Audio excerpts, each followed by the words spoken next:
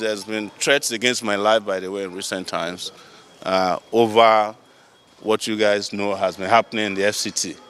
I love to call the FCT the federal capital of thieves, but they did it to validate my position that appointing a thief to lead the FCT as a minister, so that the whole portfolio is complete. So a lot of threats have been coming our way, but I want to say something that might sound a little bit like a cliche, but it's the truth. If it would take some of our lives to wake people up in this country, we gladly contribute it to you. Yes. If that's what it needs. If our blood is what is needed so that they can sanitize this land, I will give it. And so that's the reason why I can get out next morning. And without regards to all the threats, some of them are even specific. This is where you should not pass. I'll pass the place.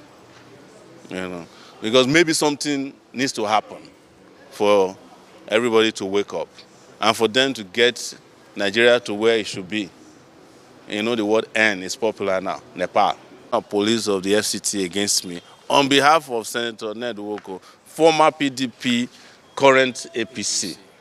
It's also coming up. So we just want to give you these updates. Other matters are also going on, as you are aware. Our jobs are very, very onerous. We are fighting on all fronts, but we can't afford to give up. And it's important that we thank our Nigerian people who, in large numbers, are opening their eyes and minds and joining in this battle. I have to say that no one person can fight a battle of this magnitude. But I always consider it a privilege that I could contribute my part to Nigeria's greatness by fighting some of its worst citizens who call themselves leaders. I was describing insights based on the inspiration of an article written by Professor John Sylvester in The Guardian of today, that this used to be how Haiti, the current Haiti, used to be in the 60s when Papa Doc and later Baby Doc were leaders there. They used to have people they call tontons makutes. In a simple language, the Americans call them boogeymen. And these are people who they plant everywhere, whether in the military or paramilitary, to carry out hits against citizens who are opposed to bad governance. The tontons makutes of the Nigerian judiciary are based in this building. The boogeymen for the political class who make sure that when people walk into these courtrooms, we don't get justice. And it's very sad. But we are here to make sure that in our lifetime, or even beyond our lifetime, this country doesn't go down the drain the way they have treated it.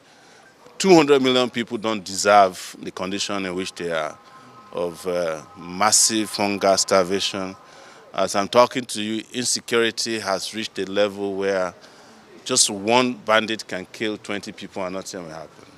It happened yesterday. I saw a video that broke my heart. Every day, every insecurity video breaks my heart, but yesterday was particularly different in Kwara State when a whole village had over 20 people, including the village leader known as Bale, just mowed down.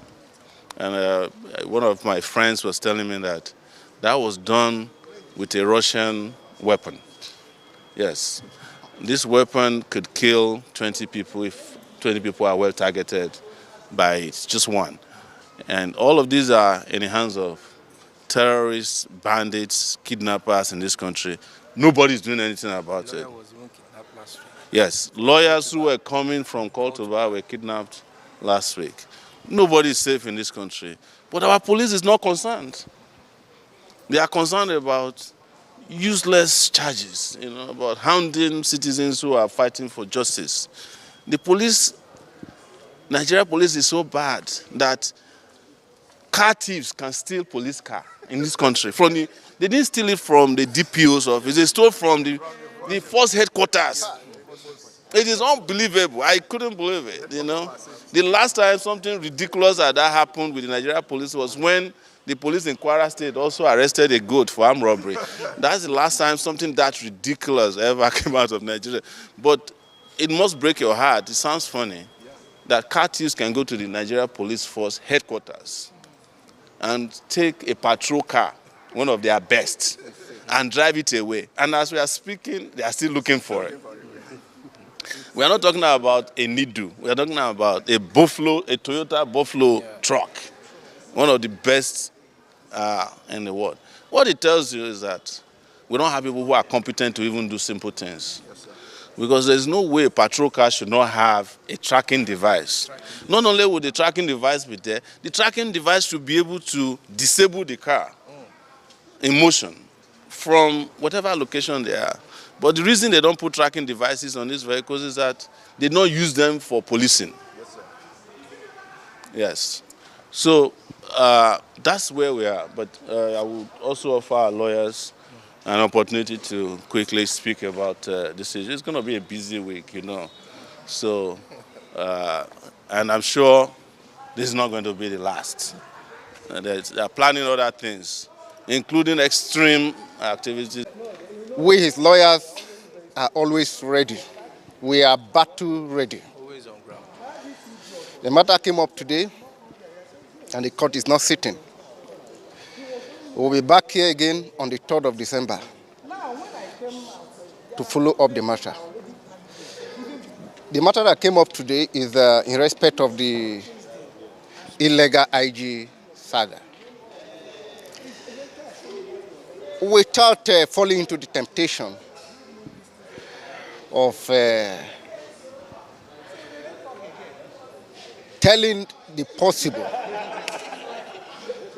outcome of that matter, you should know that the matter was just filed for filing sake. It is going nowhere. Calling someone illegal is not actionable. This is what we argue in court every day. We come to court to argue whether an action, an entity, a person is legal or illegal. This is what we lawyers argue every day. So if you want to prosecute Sowore for calling the IG illegal, arrest all the lawyers and also prosecute them for calling situation, events, and persons illegal. Yes. If you are called illegal, it behoves on you to show that you are legal. But what we are seeing is a reinforcement of the illegality. It is a reinforcement of the illegality. There's no other possible interpretation. And just as Sowore has said, if we are not accorded justice, we will accord justice. We will bring justice to the system. We will bring justice to the court and to the system. It must happen. It is just a matter of time. You know the caliber of leaders we have today? Leaders that do not think of tomorrow. They are so myopic, they do not think of the aftermath effect of their actions. If you begin to litter the court with all manner of cases, how do you expect the judges to even do their work? How do you expect the judges to do their work? You are caught illegal and you rush to the court. You harass someone, you detain him. Instead of going after Boko Haram and bandits, you are going after a freedom fighter. Is that not pitiful? Do you need a soothsayer to tell you that these people are here to serve their own interest, which they cannot even serve because they are not even doing it in a way that their children will be able to live in this country today? And that is why you see them, all of them, they have their kids, their wards abroad in the USA, a country created by other people. Of course. You are destroying this country while sending your children abroad. But all this will stop. One day it will happen, and nothing is going to stop it. Thank you. My name is Alex Oketa. Alex Oketa. I'm one of the counsels to Sowore. Thank you. Thank you very much.